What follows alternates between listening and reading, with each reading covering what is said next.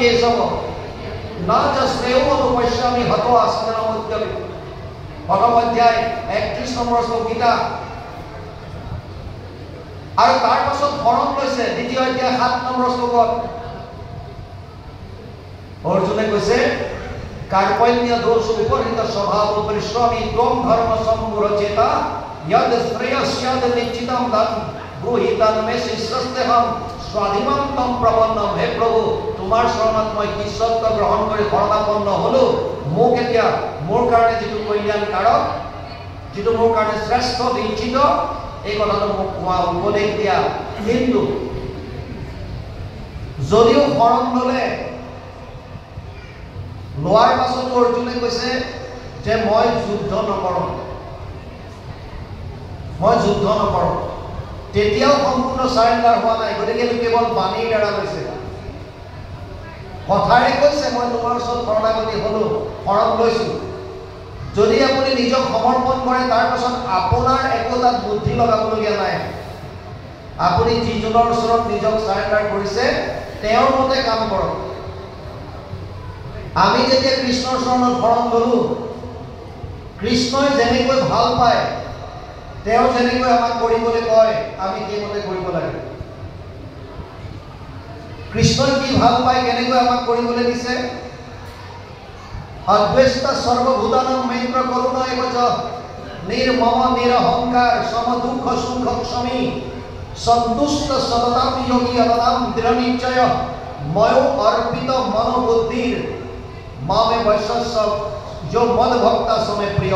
गीता 9 অধ্যায় 13 আৰু 14 নম্বৰ শ্লোক তাত কৈছে আমি কি কৰিম এতিয়া যদি কৃষ্ণৰ শৰণ ললো তেওঁৰ মতে কেনেকৈ চলিম অদ্বৈত সৰ্বভূতানাম কোনো প্ৰাণীৰ প্ৰতি দ্বেষ ভাৱ নালাগিব প্ৰত্যেকজনৰ প্ৰতি ভাল ভাৱ আনক আপুনি ভক্তি বেলেগে কৰিব নকৰিলেও হ'ল যদি আপোনাৰ মনৰ ভাৱবিলাক শুদ্ধ হয় আৰু আপুনি যিমান নাম গাই থাকক আপুনি যিমান যি কৰি থাকক মনৰ ভাৱবিলাক যদি অশুদ্ধ হয় ইয়াত যদি কপটতাৰে ভৰি থাকে বেলেগৰ যদি উন্নতি দেখিব নোৱাৰে বেলেগৰ প্ৰতি যদি ঈৰ্ষা থাকে দ্বেষ থাকে তেতিয়াহ'লে আপুনি বাহ্যিক ক্ৰিয়াকলাপবিলাক কৰি তাৰ পৰা বিশেষ লাভ নহ'ব। ভগৱানে কৈছে মনত শুদ্ধতা আনা সমস্ত প্ৰাণীৰ প্ৰতি ভাল ভাৱ আনা সুখ দুখ সকলোতে সম হৈ থাকিবলৈ দিছে যিটো পাইছো তাতে সন্তুষ্ট হৈ থাকিব দিছে এই ভগৱানৰ কথা। তেওঁৰ চৰণত শৰণ লৈ যদি আমি তেওঁৰ মতে কৰ্মখিনি কৰোঁ তেতিয়াহে টোটেল সাৰেন্ডাৰ হ'ব সমৰ্পণ হ'ব। অৰ্জুনে কেৱল বাণীৰ দ্বাৰা কৰিছিল আৰু সেইকাৰণে অষ্টাদশ অধ্যায়ত গৈ পেলাই ভগৱান কৃষ্ণই পুনৰ ক'বলগীয়া হ'ল যে চব বাদ দি মোৰ ওচৰত শৰণ লওক কাৰণ আগত যি দুবাৰ তেওঁ শৰণ ল'লে এবাৰ কায়িকভাৱে এবাৰ বাণীৰ দ্বাৰা আসল টোটেল সাৰেন্ডাৰটো হোৱা নাই সম্পূৰ্ণ সমৰ্পণটো হোৱা নাই। সেইকাৰণে শেষত গৈ পেলাই ভগৱান কৃষ্ণই যেতিয়া ক'লে চব বাদ দি মোৰ ওচৰত কেৱল শৰণ লওক আৰু তাৰ পাছত যেতিয়া অৰ্জুনক সুধিছিল যে তোৰ মনত এতিয়াও কিবা সংশয় আছে নেকি তেতিয়া অৰ্জুনে কৈছে নষ্ট মোহ স্মৃতিৰ লব্ধা তদ প্ৰসাদত ময়াচ্যুত কদোষ্মি স্থিত সন্দেহ কৰিছে বচনম তব স্থিতোষ্মি গত সন্দেহ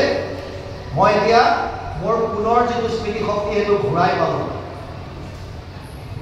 সেইকাৰণে এতিয়া মই তুমি যেনেকৈ কোৱা মই তেনেকৈ কৰিম এইটো হৈছে টোটেল সাৰেন্ডাৰ এই সমৰ্পণটো কৰাৰ কথা কৈছে এইটোহে আচল সমৰ্পণ সম্পূৰ্ণৰূপে কৃষ্ণৰ চৰণত শৰণ আৰু অৰ্জুনে সম্পূৰ্ণৰূপে ক'লে যে ইয়াত কৈছে যিটো তনুবোধ নিবেদন কৃষ্ণ পাওঁ জানিবা পবিত্ৰ আদি ভৈৰৱী টুকায় যদি আমি কৃষ্ণৰ চৰণত নিজকে সম্পূৰ্ণৰূপে সমৰ্পণ কৰি দিব পাৰোঁ তেতিয়াহ'লে আমাৰ এই শৰীৰটো তেতিয়াহে পবিত্ৰ হ'ব।